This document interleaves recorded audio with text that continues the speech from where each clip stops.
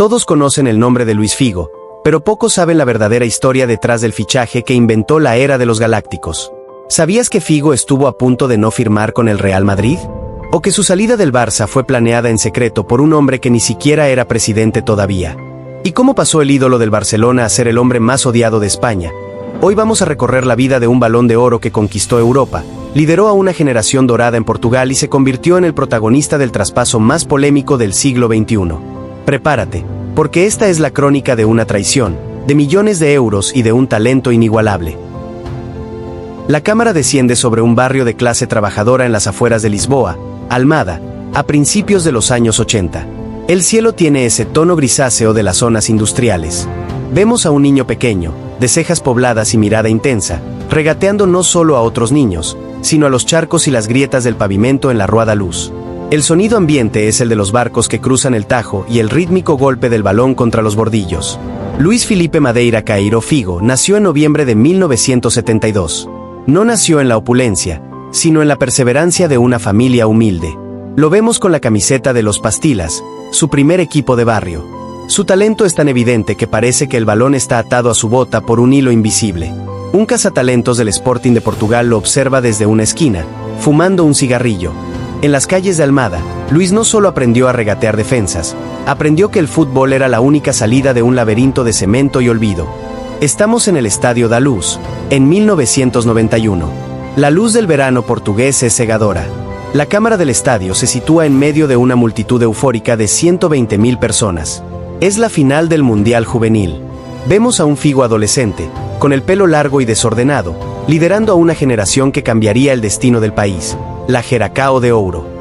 Bajo la tutela de Carlos Queiroz, Portugal se enfrenta a Brasil, y el partido es una batalla de nervios que llega a los penaltis.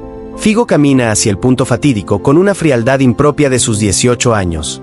Marca, y Portugal es campeón. En la celebración, la cámara del estadio captura a Figo, abrazado a Rui Costa y João Pinto. Son los nuevos príncipes de una nación que llevaba décadas sumida en la irrelevancia futbolística. Ese día, Portugal dejó de ser un país de navegantes nostálgicos para convertirse en una fábrica de sueños, y Luis Figo era el mascarón de proa de esa nueva embarcación. 1995. Estamos en un despacho oscuro en algún lugar de Europa. Vemos una pluma estilográfica sobre un contrato, y a Figo, nervioso, firmando un documento con la Juventus de Turín, y apenas unas horas después, otro con el Parma. La ambición y el mal asesoramiento provocan el primer gran escándalo de su carrera. La Liga Italiana, ante la duplicidad de contratos, le prohíbe jugar en el Calcio durante 2 años. Figo ve cómo su futuro se desmorona por un error administrativo y la avaricia de los agentes. Lo vemos sentado en el aeropuerto de Lisboa, mirando las pantallas de vuelos, sin saber hacia dónde ir. Luis estaba atrapado en su propio regate. El mundo pensó que su carrera terminaría antes de empezar, pero en el caos surgió una llamada con prefijo de Barcelona que cambiaría la geografía del fútbol. Estamos en el estadio Camp Nou, a finales de 1995. La cámara del estadio recorre el inmenso graderío mientras estalla en un grito que pronuncian el nombre de Figo. Vemos a Luis bajo las órdenes de Johan Cruyff. El estilo es diferente, ya no es solo un extremo veloz, ahora es un estratega de la banda. En Barcelona, Figo se convierte en un símbolo. Se mimetiza con la cultura catalana, aprende el idioma y llega a ser el capitán extranjero más querido. Vemos sus centros precisos para Rivaldo y Kluivert. Se convierte en el mejor jugador del mundo sin corona oficial todavía, y la atmósfera es de amor absoluto. Vemos a Figo que sale al balcón de la Generalitat tras ganar la Liga de 1998, y con el pelo teñido de azulgrana, grita proclamas que lo vinculan de por vida al club. Barcelona le dio el trono, y él le dio su alma. O eso era lo que todos querían creer. Julio del año 2000. Estamos en una habitación de hotel en Cerdeña. El sonido de las olas rompiendo contra las rocas se filtra por la ventana. Figo está de vacaciones, pero su teléfono no deja de sonar. Vemos un documento que no tiene membrete del Barça, sino una propuesta que parece sacada de una novela de espionaje. Un candidato a la presidencia del Real Madrid, llamado Florentino Pérez, ha hecho una promesa imposible. Si gana, traerá a Figo al Bernabéu o pagará la cuota de todos los socios. Figo, a través de su agente José Veiga, firma un precontrato pensando que Florentino no tiene ninguna posibilidad de ganar. Vemos a Figo viendo las noticias en la televisión del hotel. Florentino Pérez es el nuevo presidente del Real Madrid. El color desaparece del rostro de Luis. El regateador más grande del mundo se había quedado sin espacio. Había firmado un pacto con el diablo pensando que era un farol, y ahora, el diablo venía a cobrar su parte. 24 de julio del año 2000. Nos adentramos en la sala de trofeos del Estadio Santiago Bernabéu. El aire está cargado de un magnetismo pesado, y casi irrespirable. Vemos a Luis Figo, con una expresión de extrema incomodidad, sosteniendo la camiseta blanca junto a Florentino Pérez y Alfredo Di Stéfano. La luz de las cámaras es tan violenta que parece un interrogatorio policial. Figo acaba de protagonizar el traspaso más caro y polémico de la historia, con una cifra de 60 millones de euros. Mientras en Madrid se celebra el inicio de la era galáctica, en las Ramblas de Barcelona se queman sus fotos.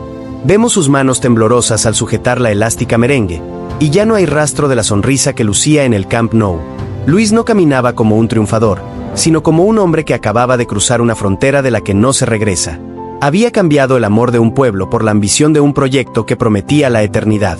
El silencio de Figo en esa rueda de prensa dice más que cualquier discurso. Sabe que el mundo del fútbol acaba de dividirse en dos. 21 de octubre del año 2000. El autobús del Real Madrid avanza por las calles de Barcelona. Nos situamos dentro del vehículo, y vemos los rostros de los jugadores. Todos miran hacia afuera con asombro, excepto Figo, que mantiene la mirada clavada en el suelo. El sonido exterior es un rugido animal, un estruendo de insultos y objetos golpeando el cristal. El regreso al Camp Nou es el momento más tenso de la historia de la liga. 100.000 personas han preparado un recibimiento infernal. Cada vez que Figo toca el balón, el nivel de decibelios alcanza umbrales de dolor físico. La cámara del estadio se enfoca en las pancartas que dicen pesetero, traidor, Judas. Vemos a Figo intentando mantener la concentración, pero sus pases fallan, y su ritmo es errático.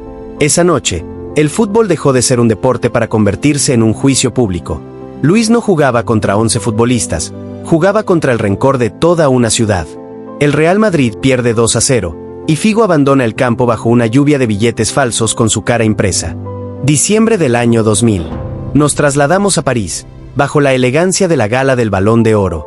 Figo levanta el trofeo dorado que lo acredita como el mejor futbolista del planeta. Sin embargo, el triunfo tiene un sabor agridulce. El premio lo gana, en gran medida, por sus méritos con la camiseta del FC Barcelona y su Eurocopa con Portugal, pero lo recibe como jugador del Real Madrid. El conflicto interno es evidente, es el mejor del mundo, pero es el hombre más odiado en el lugar que lo hizo grande. El oro pesaba más de lo normal, y era el reconocimiento a un talento inmenso, pero también la corona de espinas que lo marcaría como el gran desertor del siglo XXI. Es la temporada 2001 y 2002. La cámara del estadio vuela sobre los campos de entrenamiento de las Rosas. Ya no está solo, ahora a su lado aparece Zinedine Zidane, Ronaldo Nazario y David Beckham.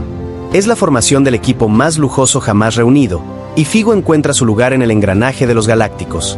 A pesar del ruido externo, su profesionalismo es impecable. Vemos que Zidane y Figo intercambian pases en un rincón del campo, y es una danza de precisión absoluta. Bajo la dirección de Vicente del Bosque, el Madrid gana la Liga y se encamina hacia la gloria europea. Figo se convierte en el socio perfecto para todos, y el hombre que equilibra la banda derecha con una técnica depurada. En la Casa Blanca, Luis descubrió que la presión del odio se combate con la excelencia del éxito. Ya no necesitaba ser amado por todos, solo necesitaba ser el mejor. Nos trasladamos al Camp Nou, en noviembre de 2002. La cámara del estadio se cierra en el rostro de Figo mientras se dirige al córner para lanzar un saque de esquina. El ambiente es aún más hostil que la primera vez, y la policía tiene que intervenir con escudos. De repente, la cámara del estadio capta algo cayendo desde la grada y aterrizando cerca de sus botas. No es un encendedor, ni una moneda. Es una cabeza de cochinillo asado. El juego se detiene durante 16 minutos. La imagen es surrealista, grotesca, y da la vuelta al mundo. Figo mira el objeto con una mezcla de asco e ironía. Es el punto de no retorno. Figo está en el vestuario después del partido, lavándose la cara, y exhausto. Mira al espejo y parece preguntarse si valió la pena. El cochinillo fue el epitafio de su relación con Barcelona. Pero mientras el odio llegaba a lo absurdo, en Europa, el Real Madrid se preparaba para levantar la Champions en Glasgow. Luis estaba a un paso de la gloria total, pero un joven compatriota empezaba a asomar en el horizonte para reclamar su trono en Portugal. 15 de mayo de 2002. Nos trasladamos al estadio de Glasgow bajo un cielo plomizo, y el aire está cargado de la mística de las grandes finales. Vemos a Luis Figo en el túnel de vestuarios, y ajustándose el brazalete. Sus ojos están fijos en el trofeo de la Champions League que descansa en el pedestal, porque es el único gran título que se le ha resistido. El Real Madrid se enfrenta al Bayer Leverkusen. Figo, aunque mermado físicamente por una lesión de tobillo, arrastra su jerarquía por el campo. Vemos el momento del gol de Zidane, esa volea eterna que parece detener el tiempo. Mientras Zizou vuela, Figo levanta los brazos antes de que el balón toque la red. Él sabe que ese gol es la llave al Olimpo. Luis no fue el protagonista del gol más bello, pero fue el arquitecto del equipo que lo hizo posible. Al ganar la novena, Figo justificó cada céntimo de su traición y cada insulto recibido. Por fin era el rey de Europa, levantando la orejona bajo la lluvia de confeti. Es el verano de 2003. Nos situamos en los despachos de la ciudad deportiva. Vemos a un Vicente del Bosque cabizbajo abandonando el edificio, y tras él, Fernando Hierro. El ambiente galáctico empieza a volverse tóxico. Florentino Pérez decide que el equilibrio no vende camisetas, prefiere el espectáculo puro. Llega David Beckham, y la prensa mundial enloquece. Vemos a Figo y Beckham entrenando juntos. Muchos esperaban una guerra de egos, pero Figo, con una inteligencia emocional superior, se adapta. Sin embargo, el esquema se rompe. El Real Madrid empezó a parecerse más a un desfile de moda que a un equipo de fútbol. Figo veía como el cemento que sostenía el edificio era reemplazado por purpurina. Fue el inicio del fin del equilibrio, y el equipo empieza a encajar goles ridículos mientras las estrellas arriba intentan ganar partidos por decreto divino. Junio de 2004. Las calles de Lisboa están engalanadas con banderas rojas y verdes, porque la Eurocopa se juega en casa. Vemos el autobús de la selección portuguesa, rodeado de miles de personas que lloran de emoción. Figo es el capitán, el guía, y el ídolo absoluto que ha vuelto para entregarle a su pueblo el primer gran título de su historia. La presión es sofocante. Luis tiene 31 años y sabe que es su última gran oportunidad con la Jeracao de Ouro. Vemos su liderazgo en el campo, sus discusiones con los árbitros, y su forma de proteger a los jóvenes. Para Figo, esta Eurocopa no era un torneo, era una redención nacional. Quería que Portugal dejara de ser la eterna promesa para convertirse en realidad. El camino es épico, eliminando a Inglaterra y Holanda. El país entero está convencido de que el destino está escrito. Estamos en el Estadio da Luz, el 4 de julio de 2004.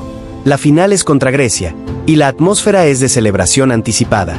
La cámara del estadio capta a un Figo concentrado, pero algo extraño sucede. En pleno partido, un espontáneo salta al campo y le lanza una bandera del Barcelona a la cara. La imagen es un puñal, el pasado siempre vuelve para cobrar facturas. El partido es un muro infranqueable, Grecia marca y se encierra. Vemos a Figo desesperado, lanzando centros que nadie remata. A su lado, un joven Cristiano Ronaldo llora de impotencia cada vez que pierde un balón. Vemos a Figo mirando al chico, es el relevo generacional sucediendo en medio de una tragedia. Luis vio cómo su sueño se desvanecía ante un equipo que no quería jugar, sino sobrevivir. El pitido final no fue un adiós, fue una herida que nunca cerraría del todo en el corazón de Lisboa. Año 2005. El vestuario del Real Madrid es un lugar frío. Vanderlei Luxemburgo, el nuevo técnico, toma una decisión que nadie se atrevía a tomar. La cámara del estadio se queda con el rostro de Figo en el banquillo durante un clásico contra el Barcelona. Está sentado, envuelto en un abrigo, y viendo cómo su equipo es humillado por Ronaldinho. El ciclo en Madrid ha terminado, y Florentino ya no lo ve como el galáctico intocable. En una escena de tensión silenciosa, Figo entra al despacho del presidente. No hay gritos, solo la frialdad de los negocios. El hombre que rompió el mercado ahora era visto como una pieza vieja en un escaparate que exigía novedades. Figo entendió que en el Real Madrid el pasado caduca rápido. Su maleta estaba lista de nuevo, pero esta vez el destino no era un salto al vacío, sino una búsqueda de respeto en la ciudad del Duomo. Es agosto de 2005. Vemos a Luis Figo bajar de un coche elegante. Viste un traje de sastre italiano que parece una segunda piel. A sus 32 años, ya no tiene la velocidad explosiva de Almada, pero su mirada irradia una autoridad que silencia el vestuario. El Inter es un gigante dormido, un club que vive a la sombra de los éxitos del Milán y la Juventus. Figo llega gratis, como un descarte del Real Madrid, pero Roberto Mancini sabe que ha fichado mucho más que un extremo. Vemos a Figo estrechando la mano de un joven Javier Zanetti. En Madrid era un cromo de lujo. En Milán, fue recibido como el profesor que venía a enseñar a ganar a un grupo de talentos sin rumbo. El Inter no necesitaba sus piernas, necesitaba su mentalidad. El ambiente es de un respeto reverencial. Los nerazzurri saben que el rey ha llegado para su último gran acto. Verano de 2006. Los titulares de la Gazzetta dello Sport llenan la pantalla. El fútbol italiano se desmorona bajo el escándalo de amaño de partidos más grande de la historia. La Juventus es descendida a la Serie B y al Milán se le restan puntos. El Inter, el club limpio, hereda un scudetto en los despachos, pero Figo no está satisfecho. En una escena intensa en el vestuario, lo vemos lanzando su camiseta al suelo tras un entrenamiento. No quiero títulos de papel, quiero ganarlos en el campo, dice a sus compañeros. La crisis moral de Italia fue la oportunidad de Figo para construir una dinastía. Se convirtió en el embajador de un fútbol que intentaba recuperar su dignidad, demostrando que su competitividad era inmune a los escándalos. Junio de 2006. Es el Mundial de Alemania. La cámara del estadio capta la última gran carga de la generación de oro portuguesa. Vemos a Figo en las semifinales contra la Francia de su viejo amigo Zidane, y el partido es una partida de ajedrez física. Es el adiós definitivo a la selección. Figo corre como si tuviera 20 años, intentando alcanzar una final que se le escapa por un solo penalti. Tras el pitido final, la cámara del estadio se queda con él abrazando a Pauleta y a un Cristiano Ronaldo que ya es una estrella mundial. En el vestuario, Figo se quita el brazalete de capitán y se lo entrega simbólicamente a Cristiano. Se retiró de la selección sin el trofeo que merecía, pero con el honor intacto. Había llevado a una nación pequeña a codearse con los gigantes del mundo durante 15 años. El León de Portugal dejaba el campo para que los cachorros terminaran el trabajo. Verano de 2008. Aparece una figura carismática, de abrigo largo y mirada desafiante, llamado José Mourinho. El encuentro entre los dos portugueses más influyentes del fútbol es puro cine. Mourinho llega con nuevas ideas y menos paciencia con los veteranos. Figo, que ya pensaba en la retirada, decide quedarse un año más. Vemos escenas de discusiones tácticas en la banda. Figo no acepta ser un secundario decorativo. Sin embargo, la admiración mutua termina por imponerse. Mourinho entiende que tener a Figo en el vestuario es como tener a un segundo entrenador. Luis tuvo que aprender la lección más difícil para un ídolo, aceptar que su tiempo en el césped se acababa. Pero incluso desde el banquillo, su sombra era más alargada que la de cualquier titular. 31 de mayo de 2009. Estamos en el estadio Giuseppe Meazza. Es el último partido de la temporada y de la carrera de Luis Figo. La cámara del estadio se cierra en sus botas, las mismas que recorrieron Almada, Lisboa, Barcelona y Madrid. Cuando el cuarto árbitro levanta el cartel con el número 7, el estadio entero se pone de pie. No hay silbidos, no hay cochinillos, solo una ovación que parece eterna. Los jugadores del Atalanta y sus propios compañeros le hacen un pasillo de honor. Figo camina hacia la banda con la cabeza alta, conteniendo la emoción, y al llegar a la línea, se abraza con Mourinho. El hombre que fue llamado traidor en un país y Dios en otro, terminaba su viaje en Italia como un caballero respetado por todos. Había sobrevivido al odio, a la presión y al tiempo. Pero mientras se quitaba las medias por última vez, una nueva vida en los despachos de la UEFA y en el mundo de los negocios le esperaba a la vuelta de la esquina. Es el año 2017. Nos situamos en la sede de la UEFA en Nyon, Suiza. El paisaje es idílico, con los Alpes reflejándose en el lago Le Mans.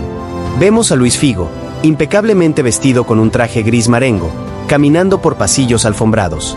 Ya no hay barro en sus zapatos, solo el brillo de los suelos de mármol. Tras su retiro, Figo no buscó los banquillos ni el calor del césped, sino que buscó el poder y la diplomacia. Se convirtió en consejero de la UEFA y en embajador global. Lo vemos sentado en una mesa de conferencias junto a mandatarios del fútbol mundial. Su rostro, más curtido pero igual de impasible, es la imagen de la pulcritud. Luis entendió que el fútbol es una partida de ajedrez que no termina con el pitido final. Cambió el regate por la palabra y el centro al área por la negociación en los pasillos de poder. Sin embargo, a pesar del lujo, sigue habiendo un vacío. El reconocimiento de su legado en los lugares que una vez llamó hogar. Enero de 2018. Estamos en una sala de prensa repleta en el estadio de Wembley. Figo se sitúa frente a una batería de micrófonos. No está aquí para presentar un partido, sino para anunciar su candidatura a la presidencia de la FIFA. La cámara capta la audacia en sus ojos. Quiere derrocar a Joseph Blatter. Fue su jugada más arriesgada fuera del campo. Durante meses, viajó por el mundo denunciando la corrupción y pidiendo transparencia. Vemos a Figo en aeropuertos, hablando con presidentes de federaciones en África, Asia y América. El número 7 quería limpiar el juego que lo había hecho rico, pero pronto descubrió que la política del fútbol es mucho más sucia que un derbi en el Camp Nou. Finalmente, ante la falta de apoyos reales y un sistema blindado, retiró su candidatura. Fue su primera derrota por goleada, Una lección de humildad en un mundo donde el talento individual no basta para ganar.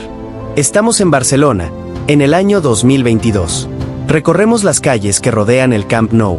Han pasado más de 20 años, pero el nombre de Figo sigue siendo un tabú. Vemos a un grupo de jóvenes aficionados viendo un video de sus mejores jugadas en un teléfono. Cuando aparece su cara con la camiseta blanca, algunos escupen al suelo. El tiempo cura muchas heridas, pero no todas. Fue una decisión profesional, dice con una frialdad que algunos interpretan como falta de arrepentimiento. Vemos a Figo visitando Barcelona de incógnito, con gafas de sol, moviéndose como un fantasma en una ciudad que lo amó hasta la locura. Luis es el hombre que lo tiene todo, fortuna, títulos y respeto global, pero le falta la llave de la ciudad que lo hizo un hombre. El perdón es el único trofeo que no pudo comprar con su cláusula de rescisión. Estamos en un campo de fútbol benéfico en Madrid. El sol de la tarde baña el césped, y la cámara del estadio se enfoca en un abrazo entre Figo, Zidane, Ronaldo y Roberto Carlos. Están más lentos, sus cabelleras han claudicado o encanecido, pero la técnica sigue intacta. En este entorno, Figo vuelve a sonreír de verdad. Vemos a Luis ejecutando un pase de 40 metros que cae suavemente en el pecho de Ronaldo. Solo entre sus iguales, Figo se siente a salvo de los juicios. Para ellos no es el traidor de Barcelona ni el mercenario de Florentino, es simplemente Luis, el hombre que ponía el balón donde ellos querían. Es la nostalgia de una época en la que el fútbol parecía una colección de superhéroes, y él era el primero de la lista. Nos encontramos en la costa de Cascais, cerca de Lisboa. Figo camina solo por la playa mientras el sol se pone sobre el Atlántico. Luis Figo se detiene y mira hacia el horizonte. Ha sido el niño de Almada, el príncipe de Lisboa, el ídolo de Cataluña, el villano de España y el caballero de Milán. Su vida ha sido una montaña rusa de emociones extremas que pocos seres humanos podrían soportar. Al final, la historia de Luis Figo es la historia de la ambición humana sin filtros. No buscó ser amado, buscó ser el mejor. Y en ese camino, rompió corazones, fronteras y récords. Podrán llamarlo de muchas formas, pero nadie podrá negar que, cuando el balón llegaba a su banda derecha, el mundo entero contenía la respiración. Comenta, ¿te habrías ido al eterno rival por esa cifra récord? Comparte la historia completa del hombre que se atrevió a cruzar la línea más peligrosa del fútbol. Suscríbete para más historias futbolísticas. Y dale like a la traición más impactante en la historia del fútbol.